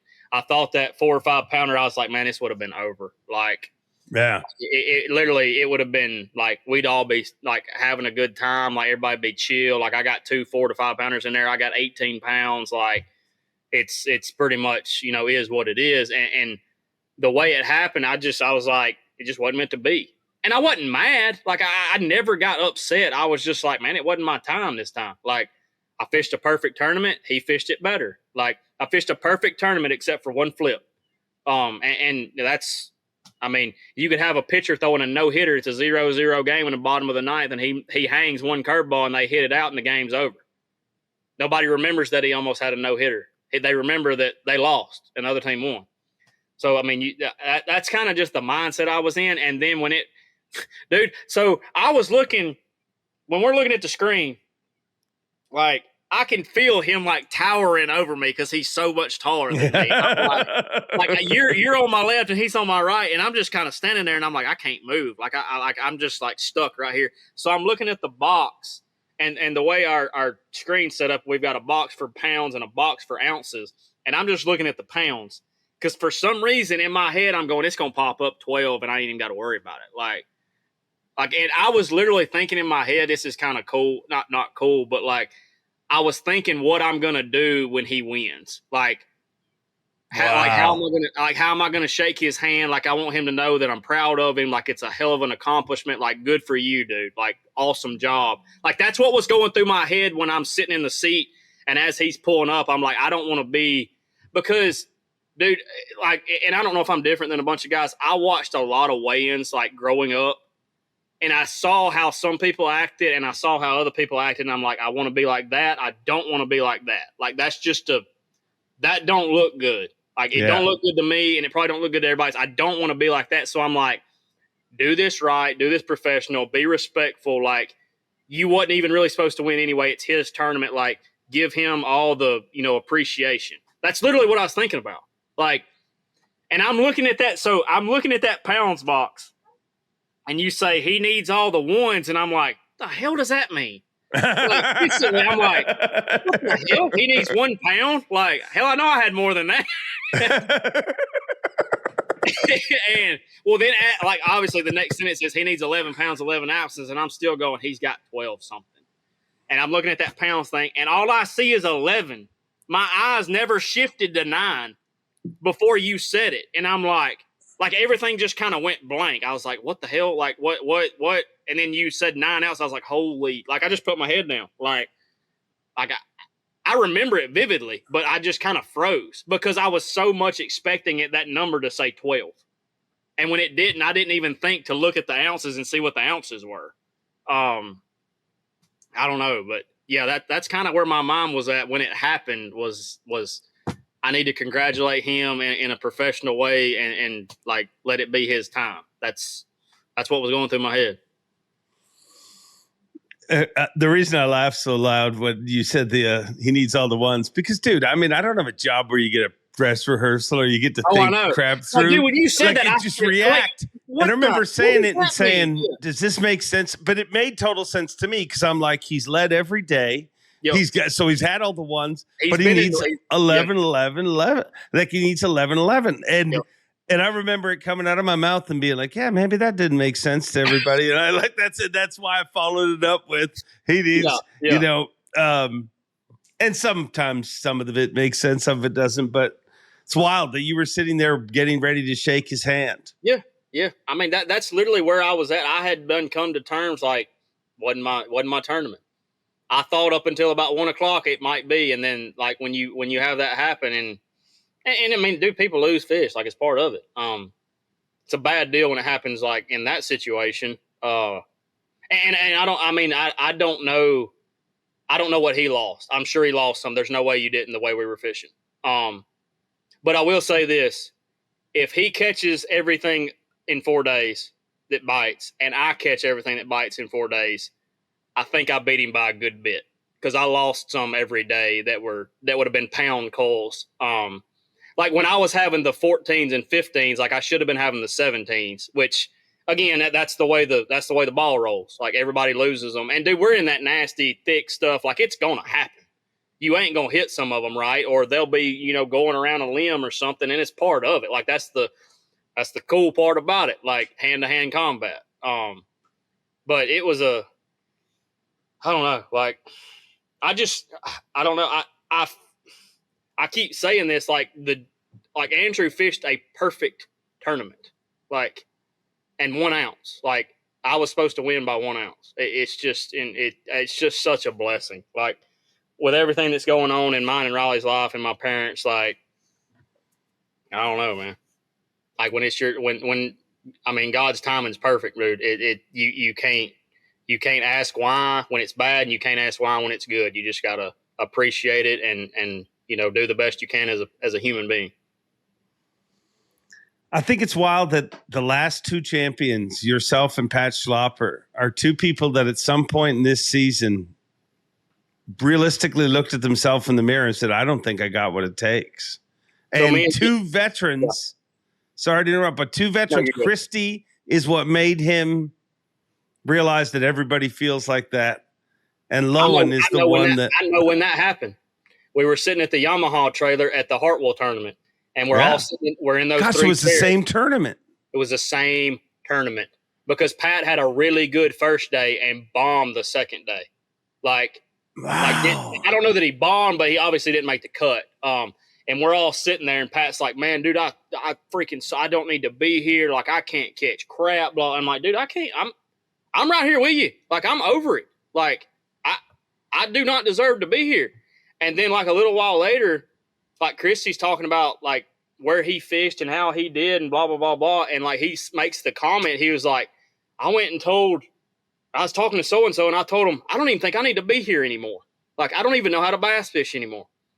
And I guess Pat hearing that Jason Christie thought that like turned something in his head. Cause I mean, obviously he rolls around and wins his first event. And Pat actually messaged me. I saw it on Instagram this morning that he was just replaying the story, like how we were both ready to quit. And now we've both won an elite in the next like month and a half. Like it's just crazy how fast it can turn around. I don't know. Again, another parallel. Like it's so crazy, man. It's awesome to like live it. Like I wish everybody could feel this. Like I feel kind of selfish having this feeling. I wish everybody could experience it. I really do. It's a wild sport, and it's moments like this and some the young man that was at the event, Jade, that, you get paid. Like, it's moments like that and moments like this that you can hear what you want on the internet. Exactly. To me, this is, you know what I mean? This is what makes this sport so special. The people, the fact that you can go from literally just thinking I'm not meant to be here to being on top of it. Yeah, to literally me leaning up against a second blue trophy, or Pat having his first, and Pat had been close to winning before. I mean, he was. Yeah. I mean, I think, was it Toledo Bend? He was Toledo Bend. Was he? Here's the wild similarities in his. When he lost Toledo Bend, and he had a big lead that going into that final day. Mm-hmm. Second and third was Patrick Walters and Kyoya Fujita. He wins, and Patrick and Kyoya are sitting on the stage in a two-way tie, and the only guy who can break it is Pat. It's wild. I don't know, man. It's the way everything's happened. I don't know, and I mean, this may be a boring one to watch because it's not like us goofing around and stuff, but I just don't feel like it's a goofing around time. Like, it's just a time to be appreciative of how, I mean, basically how that how this whole tournament went down. Like it was just a cool fishing tournament to watch.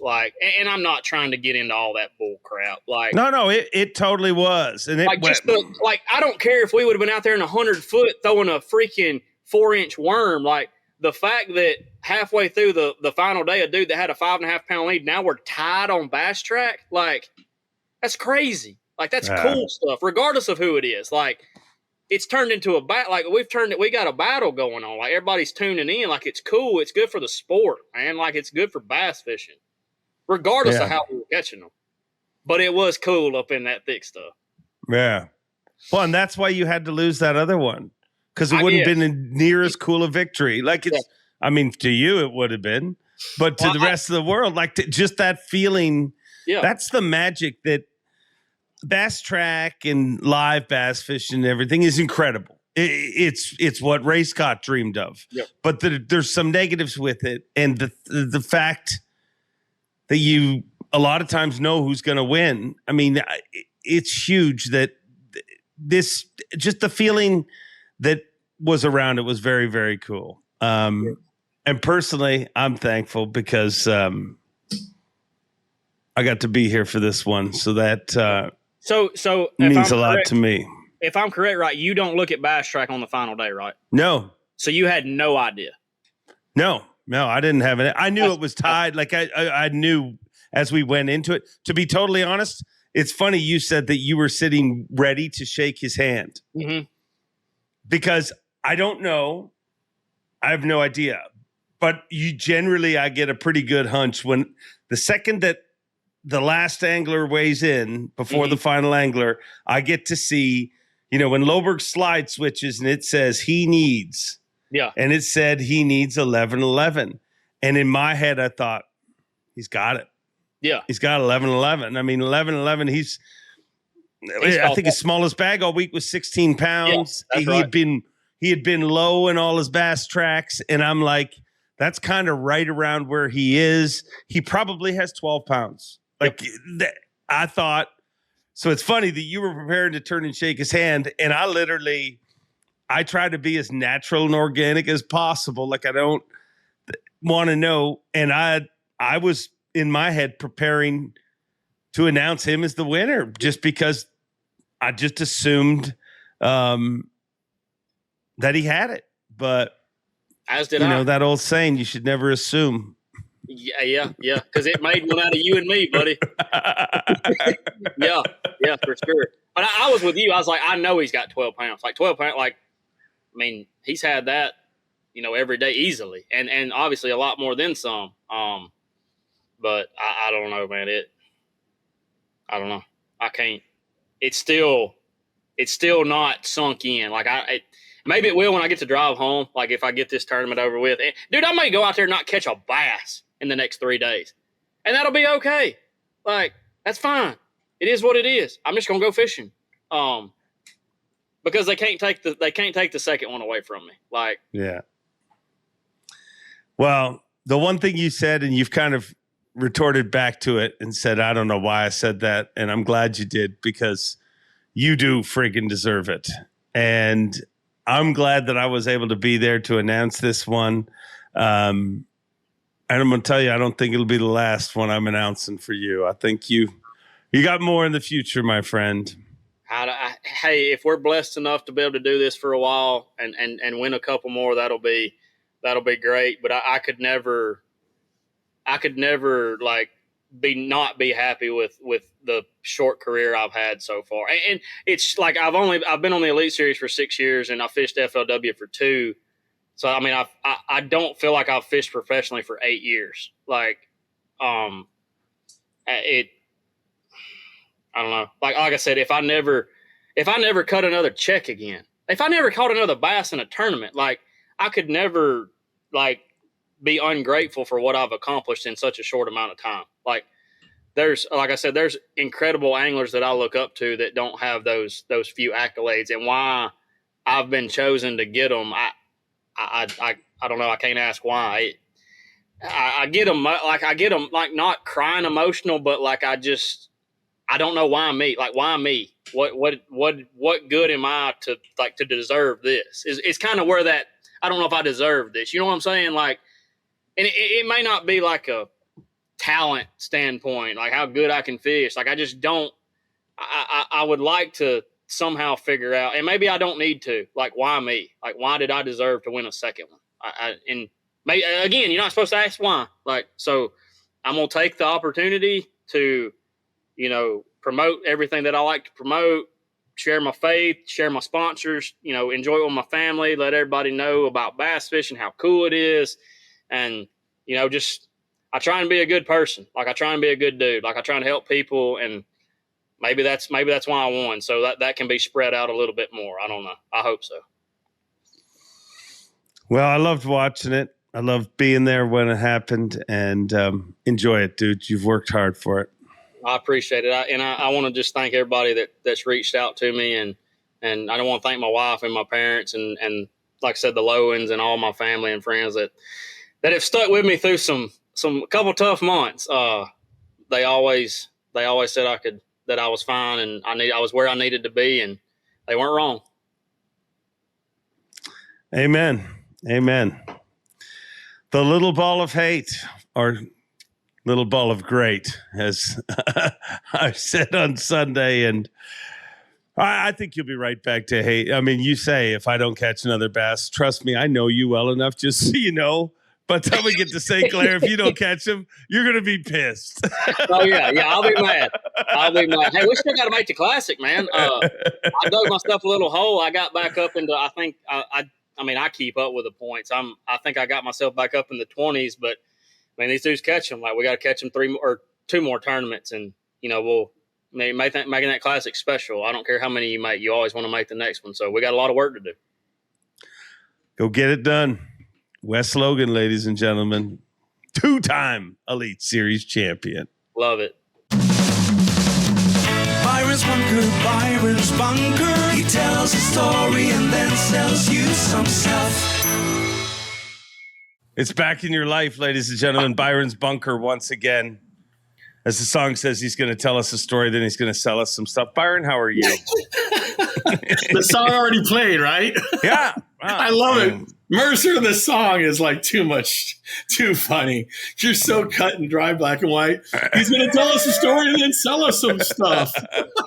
I believe in transparency. I love it. Yeah, it's that's what it is. There's no soft sell here. This is like, buy my eBay stuff because I don't want it anymore.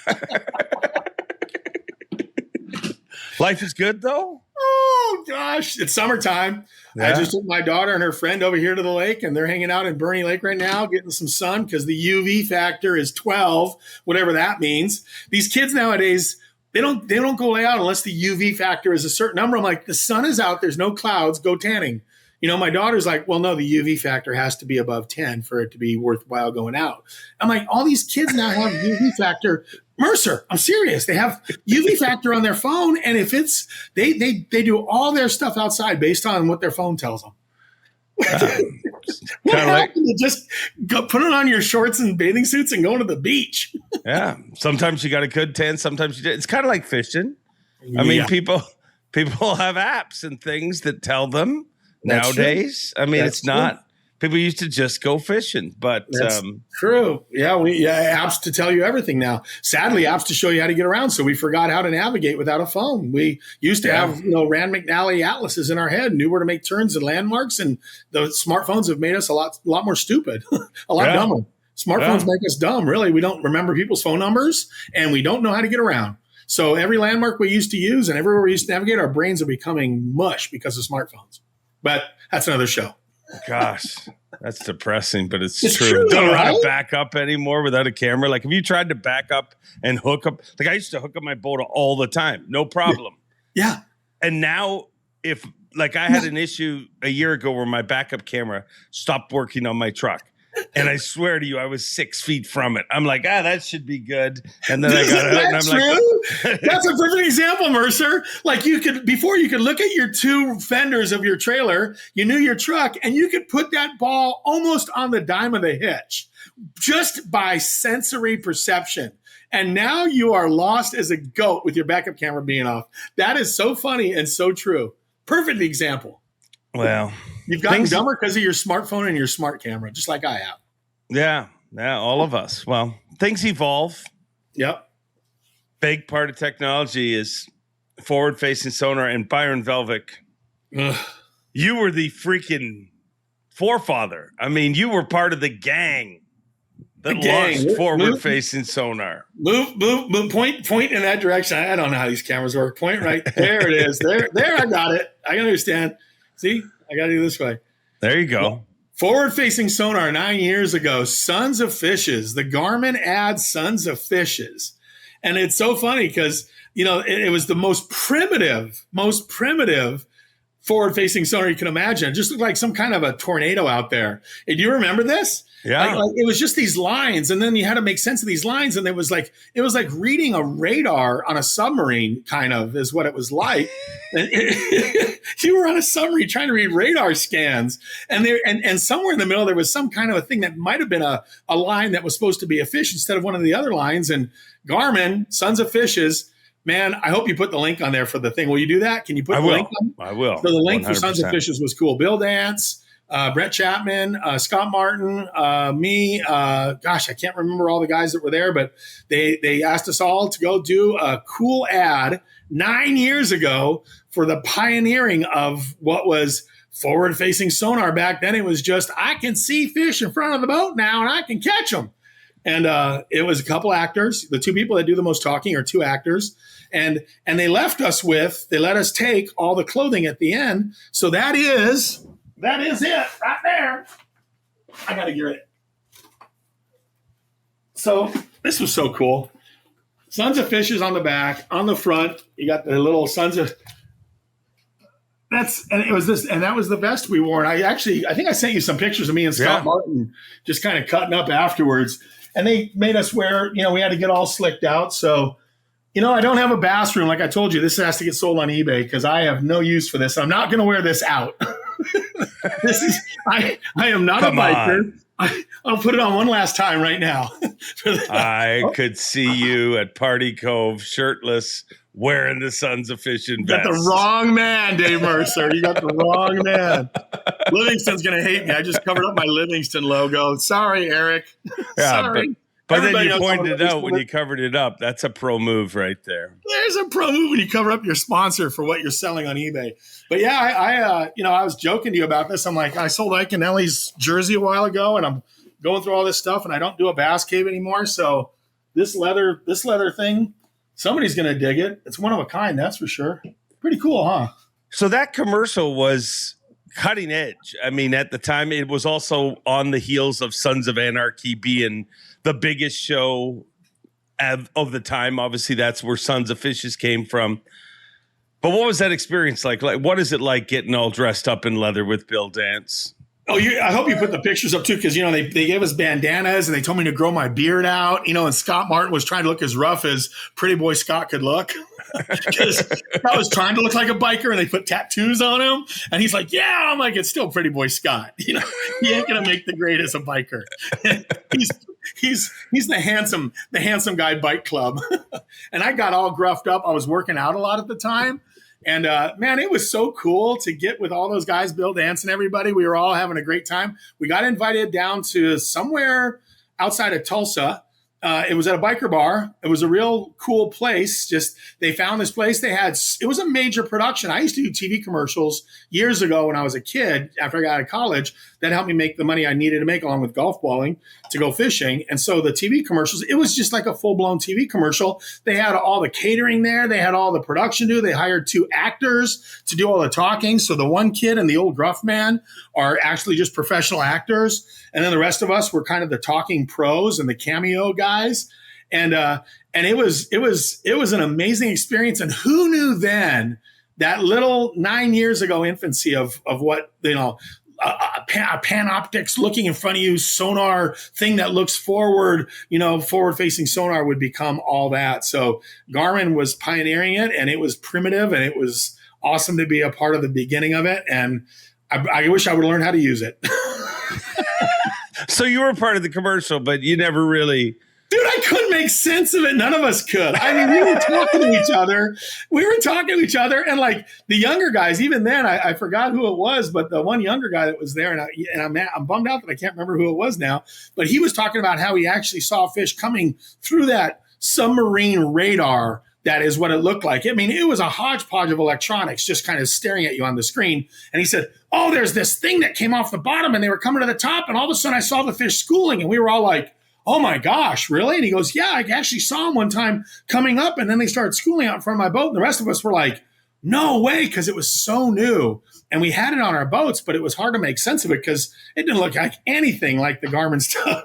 It was night and day compared to what we got going on now, which is, you know, you can see the tail of the fish swimming. It's just nuts. You've been having a little fun with it on your lake stuff. So I had a kid that I'm having fun watching the young guys do it. I had a kid hire me for 2 days of all swim baits. You know, he got a hold of me, and I got it on my thing, and the instructional swim bait only. And so this kid is amazing, Dylan.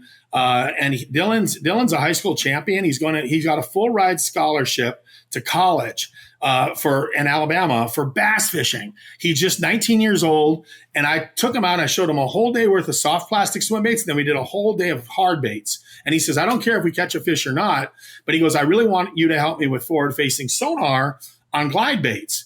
And I'm like, I can help you with glide baits and hard baits, but the forward-facing sonar thing, I mean, I have it all on my boat, right? Like the best Garmin makes. But I let him play with the settings, thank God. I let him do all. I go, get in the front of the boat. I'm going to watch you, and I'm going to show you where to go, and I'm going to show you what to do, and I'm going to show you the baits to use. I'm going to show you how to weight the baits. I'm going to show you how to work the baits. I'm going to show you every trick I've ever had for 30 years of swim bait fishing. So I gave him everything I could give him.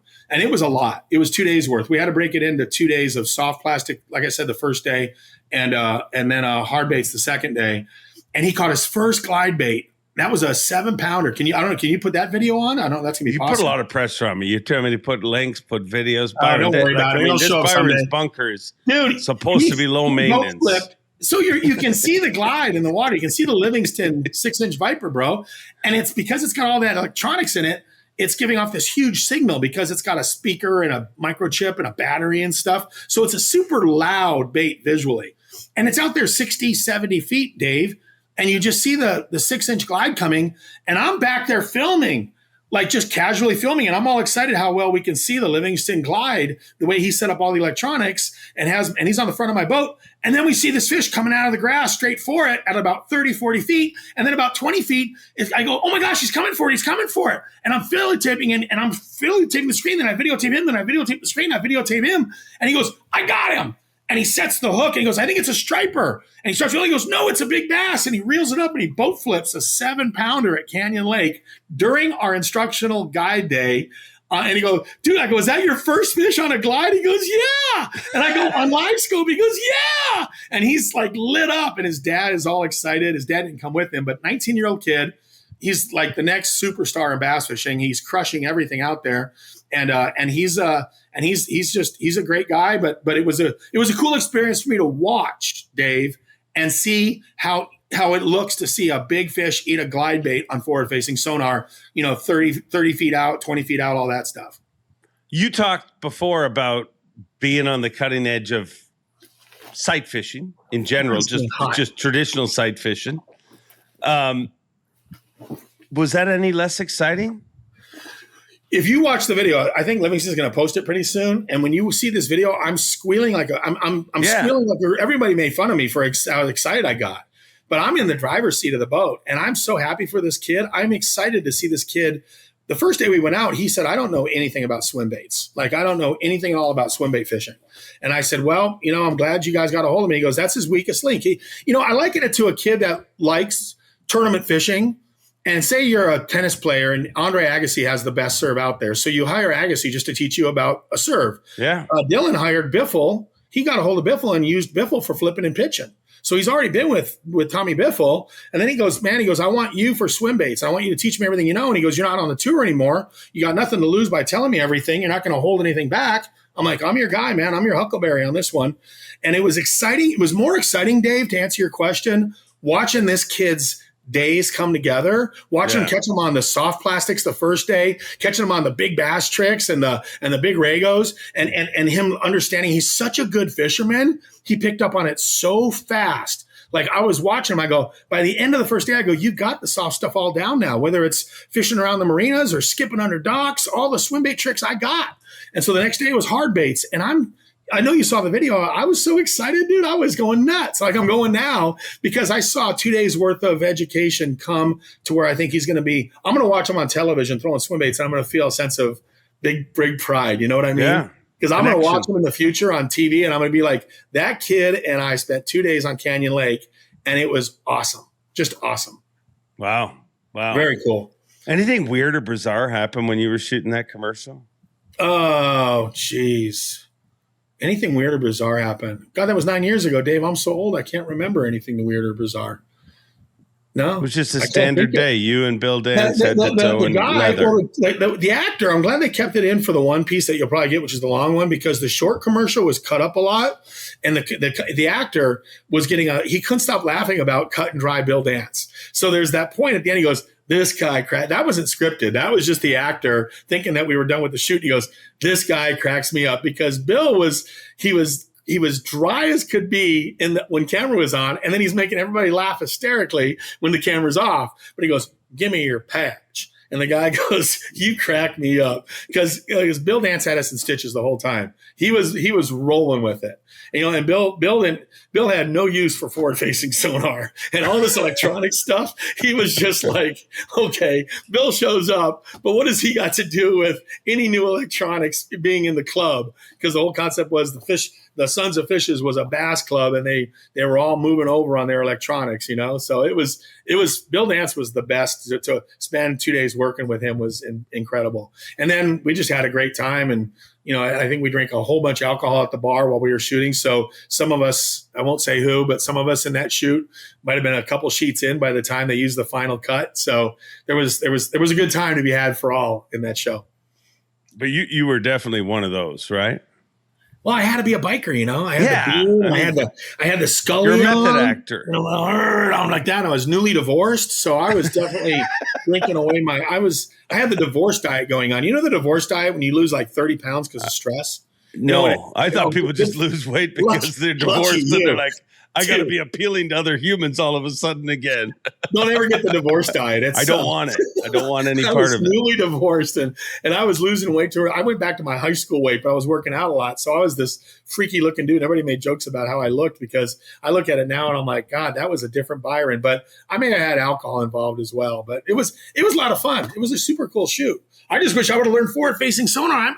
I've learned now, Dave, that I'm just too old, and I've tried everything, and I've realized these kids are a different generation. And I watch that kid, and he can keep that cone on that bait, and the wind's blowing and the boat shifting, and it's second nature for him to watch his bait the whole time. And I'm watching the boat do like 180 degrees, and yet he's just sitting there, and I'm watching the screen. I'm like, this is why these kids kick our butt right here. Like I'm up there and I'm like a monkey trying to procreate with a football, to use a better term. So great way to put it. I said procreate. I said, I'm a monkey procreating with Everybody a football. knows what you meant. Everybody knows what you meant. Because we're doing a podcast. Otherwise, it was just you and me. It might have been a different thing. But I'm out there on the front, and I mean, I'm falling over, and I got to get my butt seat, and where's the cone, and where's my lure, and where am I at? And us old men, you can't even stand up on the front of the boat. And this kid's up there surfing with the cone and and knows where his bait is, and he's catching fish one after another. And I'm like,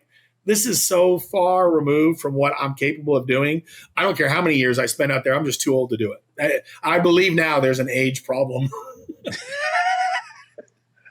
you could have been the first. I mean, you were Sons of Fishes. You could have been. I've run a Yamaha outboard for over 30 years. It has got me home safe each and every time.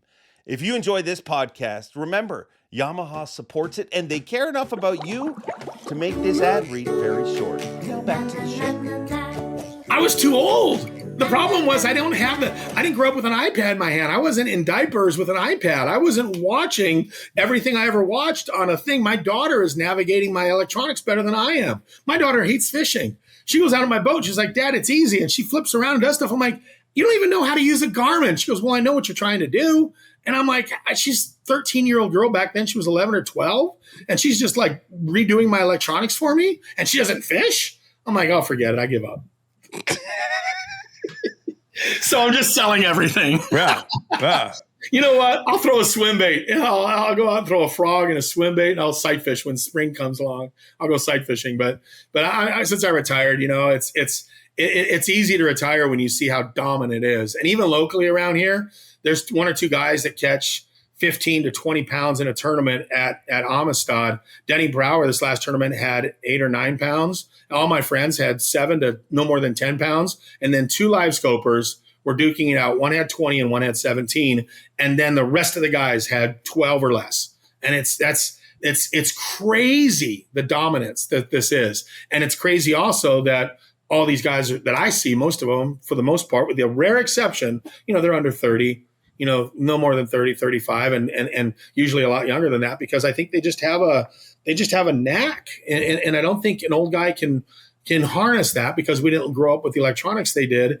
And I see it, I see it loud and clear. I don't know how much time we have. I think did I tell you the story at the U.S. Open where, Brian, what the guy that won, Brian Smith? Schmidt. Is that right? Huh? Schmidt. Brian Schmidt won the U.S. Open. He was out Brian there. Smith. God dang. I hung out with him all weekend. Listen, we got a guy on the Elite Series called Brian Schmidt. And then we got another guy called Brian Smith. How does that work out for you on stage? Dude, cross-threads my brain every time. How does that work out for you on stage? I swear to you, and the evilness of the universe, several times they've taken off like right beside each other, and I'm like, the universe hates me. I swear to you, a lot of times people will see you on stage and think you're pretty relaxed. I panic every time I say their names. Do you really? Like I literally panicked when you were like, hey, the guy that won and I know exactly. I was hanging out with him on the weekend. I mean, he's a great dude, a great angler. But anyways, continue your story. Do not ask me to say his name again. Brian Smith. Again, I was fishing around him. Okay, in practice, there was this kid, and I wish I remember his name, from Arkansas, that came up, and he was one of these super live scopers. You know the super live scopers because they have the propellers on their power poles. They have the power pole propellers, and he had his boat broke down, and he was up in Lake Mojave. He was up, and he had broke down, and he had his boat beached, and he was taking on water, and I was trying to help him. I said, hey, I want to make sure you don't spend the night out here stranded, like we talked about I was before. And I go, I want to help you, make sure. So I came back and checked on him, and he had his propellers on his power poles, and he was a live scoper. You could tell from everything he had, boat wrapped and everything like that, young kid out there all the time, live scoping every time I saw him in practice. So I got to be friends with him by trying to help him the last day of practice, or second to last day of practice. During the tournament, I'm fishing an area at the U.S. Open, fishing the bank like all the old guys do, throwing a top water like all the old, fishing shallow. We're the lost goats. All of us lost goats are fishing the bank, doing the normal stuff, grass lines, points, rocks, all the stuff the fish used to live on. That's what we were doing. And out there is the armada of live scopers, including this kid from Arkansas. And in the middle of the armada, I see Brian Smith going around just picking them up. Smith. Brian Smith. Bryant. Bryant Smith. Smith. Okay, Bryant Smith, not Brian Smith. No, Brian Schmidt. And then there's Bryant Smith. So Bryant, I'm putting a T. I got to put a T at the end of Bryant Smith. Yes. Bryant Smith is putting on a clinic, and he's zipping around out there, Dave, and he's like going pop, pop, and I'm watching all these West Coast guys and this Arkansas kid out there, and I see Bryant Smith. God, that's tough, dude. I don't envy you one bit. It's not a hard name to say individually, but when you put them together. I see the winner of the Open. Okay, I'm going to go with this. I see the winner of the Open out there, and he's putting on a clinic, and I go see the kid at the dock after the tournament. I'm like, man, you were out there with him. What was going on? He goes, dude, I'm a really good live scoper, and that guy's great. He goes, there are good live scopers like him, very, very good live scopers. Then there's the super great guys. Then you realize how far removed you are. The dude, the monkey procreating with the football in the front of the boat, not sure exactly where your boat is. And then I hear there's great ones. There's good ones and there's great ones. And I'm telling you, Dave, it's like back in the day when sight fishing was relatively new and I'd been doing it for 20 years, I could go out and run circles around guys on beds. If they were out fishing a bed fish, I'd let them catch the male. I'd go back and catch the female. Like I knew, and when I pulled into a cove, I'd see 10 guys bed fishing. I'd make a note of where those 10 guys were located.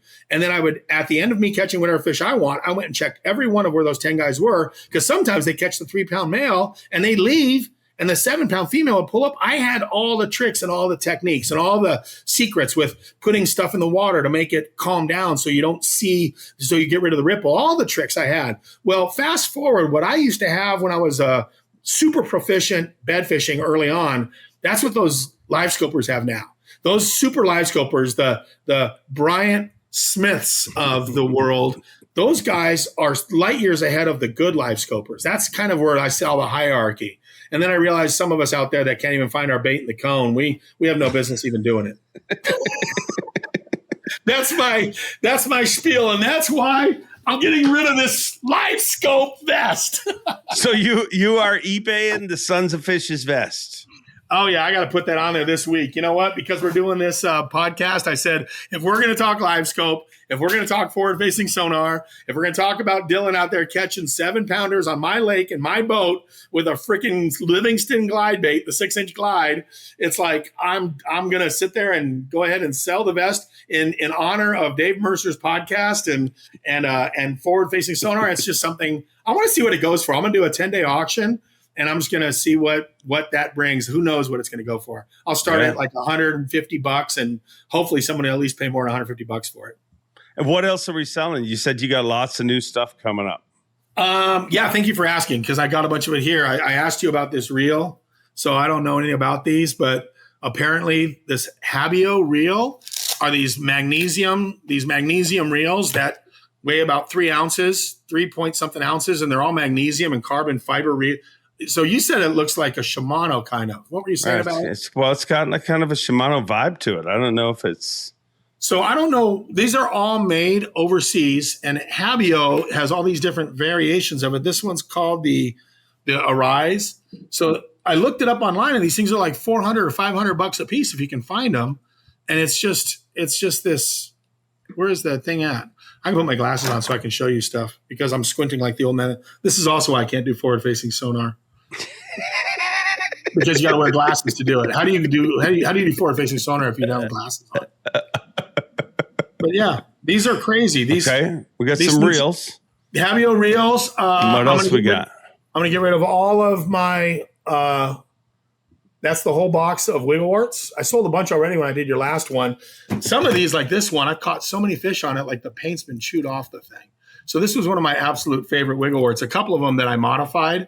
This one I changed the hooks out and I went to small hooks. But these are all original Wiggleworts because they say Wigglewort at the bottom. I was told that Brody of the Lake educated me. He does his eBay store. And he goes, if you can read Wigglewort on the bottom, that helps a lot because they're authentic and they're old. Like I said, this one caught so many fish. The only reason I'm selling it is because I'll never fish another Wigglewort lake again. And so I'll just show you around. That's the crazy eBay room right there so far. It's the bunker. Dude, that's the small part of it. The garage is full of so much more shit. That's all Wiggleworts. This is a whole bunch of stuff over there. There's more of those swim baits that I sold. Thank you for telling me about the swim baits that I got rid of. These things sold for crazy. Those are the original glide baits. And these are all my old boxes. So like I was kind of talking about, can you see this? It's your actual tournament boxes. These are my tournament boxes. These are all my Lucky Crafts. Those are my Man's 30 pluses that Man's made for me, some of the custom colors. That's a bunch of River to Sea stuff. That's a bunch of Live Target stuff. I know you got a bunch of Live Target stuff. But I'm getting rid of all my tournament boxes because I'm not fishing tournaments anymore, and that's all Gulp stuff there and a bunch of Gulp. Right now, I guess Gulp's pretty hot, so I don't know if you can see all that. I had to ask Brody at the lake. I go, Brody, he has his eBay store. I go, Brody, what's selling right now? And swim baits are definitely not selling because it's not the right time of year. So what I'm learning, Dave, right now it's big worms, big power worms, deep crankbaits. And I've learned with eBay, you got to kind of put out there whatever is the hottest thing going for the season. Obviously frogs, buzz baits. Timing. So I need to call you and find out what the fish are being caught on in tournaments. You know, Brody was like, hey, last couple tournaments are being won on big worms, power worms, and other 10 and 12-inch worms. I got a ton of that Berkeley stuff over there. And then up north, they're using a bunch of the Gulp stuff. So I'm selling a bunch of that, all that old Gulp stuff I have that hasn't dried up and turned into beef jerky, because a lot of it does dry up and turn into beef jerky. You don't want to sell that. And then any bait that I've caught them on that I don't think I'm ever going to throw again, I'm like, I'm not going to fish tournaments. Somebody else will take this little wigglewort that's caught so many fish for me. Hopefully somebody that fishes tournaments that's in the area that loves them, you know, and is like, man, I could use a really good, super effective wigglewort. And I don't need it. I'm never going to go back to Missouri. I'm not going to be in Table Rock. I'm not going to be anywhere there's a hot bite on wigglewort. So why not give it to somebody else? And that's the altruistic side of it. Is I'm getting a kick out of all the people that are writing me. And they're like, oh my God, how do you still have that? I'll take all that you have. Or what colors do you have? Or do you have more of these Berkeley purple power worms because they don't make purple anymore? And I have no idea what's discontinued. That's the coolest part of this whole thing, Dave. No idea what's been discontinued until people write me. Your fans, the humpers. Well, very cool. So how do they find you once again, for those Byron's who don't know? Bunker. Byron's Bunker is how they find me. So I know you helped out a lot, but now they can Google Byron's Bunker. eBay changed their thing, and now you can go on and search on eBay Byron's Bunker, and it doesn't look like you're trying to buy Byron's Bunker, because they used to, it was pretty archaic. Swear to God, Brody and I were talking about this because Brody's Mr. eBay, Brody of the Lake. And eBay changed their search engine because I had a 1-hour conversation after the Bassmaster Classic with a guy at the Classic that said, dude, I can't find you on eBay. He goes, if I type in Byron's Bunker, it looks like I'm trying to buy a Byron's Bunker. That's the way eBay had it set up. No joke, dude. Like if you want to put in Brody of the Lake, you're trying to buy a Brody of the Lake like it's a damn item, right?